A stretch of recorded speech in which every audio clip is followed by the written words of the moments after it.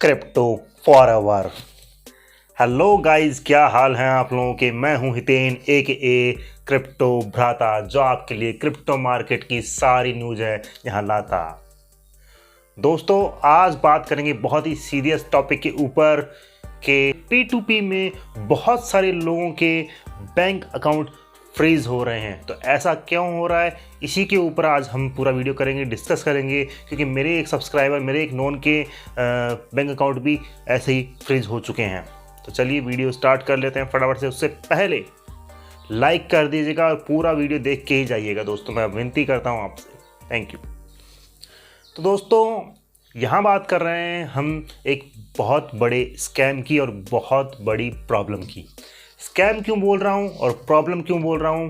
Problem जिनके bank account freeze हो जाते हैं, और स्कैम उनके लिए कि जो स्कैम करते हैं और जो स्कैम हो भी जाते हैं उनके लिए भी। दोस्तों, यहाँ पर डिस्कस करते हैं कि कैसे होता है, क्या क्या चीज़ें होती है। अभी मेरे नॉन टेलीग्राम पे ही एक मेंबर हैं, उन्हीं से मेरी बात हुई थी कि उनका जो बैंक अकाउंट है फ्रीज हो गया है P2P सेल में। हाँ दोस्तों, P2P सेल में। अब वहाँ पर आप बाय करते हैं P2P के थ्रू, तो किसी को पता नहीं कौन बंदा है, क्या है। और आप सेल करते हैं तो भी आपको पता नहीं कि किसको सेल कर रहे हैं आप।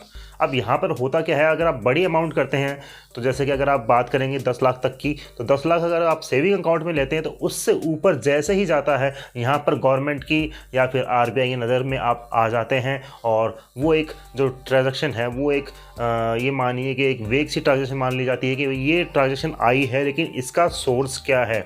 आपके पास में ये ट्रांजैक्शन 10 लाख से ऊपर का किस सोर्स से आया है। क्या आपने कोई ज़मीन बेची है या कोई भी ऐसी प्रॉपर्टी बेची है, कैसे आया है। तो आप जवाब नहीं दे पाते हैं तो डेफिनेटली आपको वो फ्रीज होना ही होना है। करंट अकाउंट में हालांकि लिमिट ज़्यादा होती है, लेकिन यहाँ पर हम बात करेंगे कि P2P में ऐसा कैसे हो रहा है। दोस्तों, P2P में कई लोग हैं जो स्कैमर्स हैं। वो करते क्या हैं, वो जानबूझ के ऐसा करते हैं कि आपने अपनी USDT या जो भी आपको सेल करना था, आपने सेल किया, अमाउंट आपके पास में आ गया है उनके थ्रू, जो P2P जिस बंदे से आपने की है, और अपनी क्रिप्टोज आपने उसके सामने या उसके पास में भेज दी है। तो भी वो बाइनेंस या जिस भी एक्सचेंज से वो P2P कर रहे हैं वहाँ पर आपकी कंप्लेंट डाल देते हैं। और इसके अलावा वो ये मानिए कि साइबर क्राइम में भी आपकी कंप्लेंट डाल देते हैं। वो ऐसा जानबूझ के करते हैं। उससे होता क्या है कि वो कंप्लेंट करते हैं कि भाई हमारे पास में हमने ये ट्रांजेक्शन किया था, लेकिन हमारे पास में क्रिप्टोज आए नहीं, मतलब कि जो भी सामान था या जो भी क्रिप्टो थे या जो भी सेट थी वो हमारे पास में आया नहीं है, और ये जो ट्रांजेक्शन है वहाँ हो चुका है दूसरे अकाउंट में, ये इलीगल सा ट्रांजेक्शन हुआ है। तब होता क्या है कि अगर जैसे बाइनेंस में कर रहे हैं तो बाइनेंस फटाफट से वहीं पर आपका जो अकाउंट है उसको फ्रीज कर देता है। और अगर साइबर क्राइम में करते हैं तो वो मेल आती है बाकायदा साइबर क्राइम से बैंक में, और बैंक अगर साइबर क्राइम से मेल आ रही है तो सीधा सीधा वो फ्रीज ही करता है उस अकाउंट को। और उसके बाद आप कुछ नहीं कर सकते, ना बैंक कुछ कर सकते हैं, जब तक साइबर क्राइम वाले इन्वेस्टिगेट ना कर ले उस चीज़ को। अब यहाँ पर दिक्कतें शुरू होती हैं कि उस बंदे ने कहाँ पर रजिस्टर कराया है केस। अगर दिल्ली में कराया है या बॉम्बे में कराया है, अहमदाबाद में, अगर आप जहाँ पर भी उस सिटी में नहीं रहते हैं तो आपको वहाँ जाना है। प्लस दूसरी, जो आपको अगर सेटलमेंट करना है, वो सेटलमेंट के लिए भी बोलेंगे आपको कि सेटलमेंट कर लो, तो आप हमारी क्रिप्टोज वापस, या जो अपना अमाउंट उन्होंने भेजा है आपके अकाउंट में 10,000, 15,000, 20,000, 25,000 या 50,000, 60,000, 1,00,000, जो भी अमाउंट भेजा है उन्होंने, वो उनको वापस कर दो। इसमें होता क्या है कि स्कैमर जीत जाते हैं। क्यों?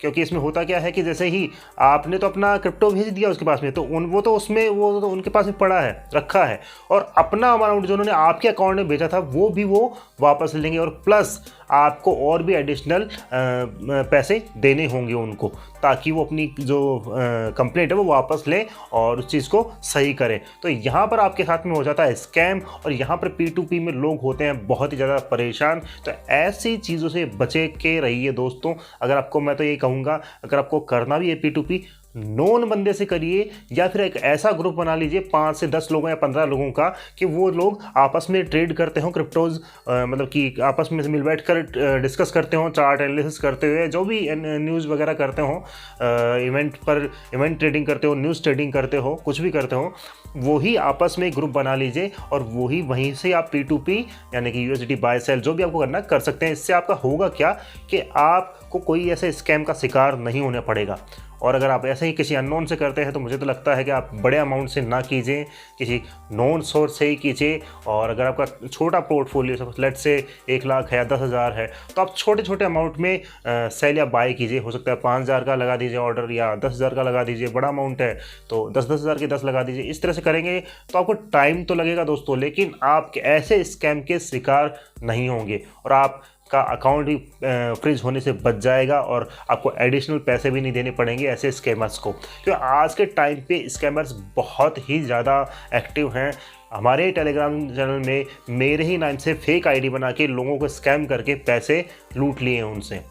और यहाँ पर आप बात हो रही है P2P की, तो P2P में तो और भी बड़ा स्कैम होता है। किसी बंदे ने 1 लाख किया है, किसी बंदे ने 50,000 किया है, किसी ने 1.5 लाख का P2P किया है। तो वहाँ पर बड़ा स्कैम हो जाता है कि आपको 1.5 लाख भी गए और उसके बाद में आपको देने भी है 1.5 लाख और उसके बाद में एडिशनल और देने हैं ताकि वो कंप्लेंट हटा ले। ये सब चीज़ें हो रही हैं दोस्तों, तो सावधान रहिए और सतर्क रहिए इन सब चीज़ों के लिए। मैं आपको यहाँ डरा नहीं रहा हूँ, जस्ट आपको बता रहा हूँ कि आपको सावधान रहना है। P2P किसी ऐसे बंदे को ढूंढिए जो आपका नोन हो या किसी का नोन हो, उस हिसाब से कर लीजिए। या फिर एक खुद का ही एक ग्रुप बना लीजिए, 10, 15, 25, 30 जितने भी लोगों का बनता है जो आपको एक दूसरे को जानते हो, और वहाँ से आप P2P कर सकते हैं। ये एक बेस्ट तरीका है ऐसी समस्याओं से, ऐसी प्रॉब्लम से बचने से, जिसमें आपको आपका बैंक भी जो अकाउंट है वो भी सीज नहीं होगा, आपके साथ में स्कैम भी नहीं होगा दोस्तों। क्योंकि ये चल बहुत बड़ा स्कैम रहा है, बार बार में बहुत सारे लोगों के साथ में ये चीज़ें हो रही हैं कि P2P में बंदे अपनी क्रिप्टोज भेज देते हैं और जो बंदा स्कैमर है वो भी आपको अपने अमाउंट भेज देगा और उसके बाद में कंप्लेंट डाल देगा कि ऐसा कुछ हुआ ही नहीं है, और तब आपकी सुनी नहीं जाएगी। सबसे पहले बाइनेंस जिस भी ऐसे में कर रहे हो वो आपके अकाउंट को फ्रीज करेगा। और बड़ी कंप्लेंट की है यानी कि उसने किया है क्राइम, साइबर क्राइम में, तो वहाँ से अगर होगा तो आपका बैंक अकाउंट डेफिनेटली फ्रीज होगा और वो इन्वेस्टिगेट करेंगे। वो इन्वेस्टिगेट कितने दिनों में करेंगे? 15 दिन में करते हैं, 1 महीने में करते हैं, 2 महीने में करते हैं, 3 महीने में करते हैं, कुछ आइडिया नहीं है। जब तक आपका बैंक अकाउंट सील ही रहेगा, फ्रीज ही रहेगा और आप कोई भी अमाउंट आपके बैंक अकाउंट से नहीं निकाल पाएंगे। तो ये बहुत ही एक वर्ड है, दयनीय कंडीशन, दयनीय स्थिति हो जाती है किसी भी ट्रेडर या किसी भी इन्वेस्टर के लिए कि वो अपना पैसा निकाल ही नहीं सकता, ना डाल सकता, ना कुछ कर सकता है। और अगर डे टू डे लाइफ के भी खर्चे हैं तो वो भी नहीं कर सकता है। तो दोस्तों सतर्क रहिए, सावधान रहिए। मुझे दीजिए इजाज़त। Crypto forever.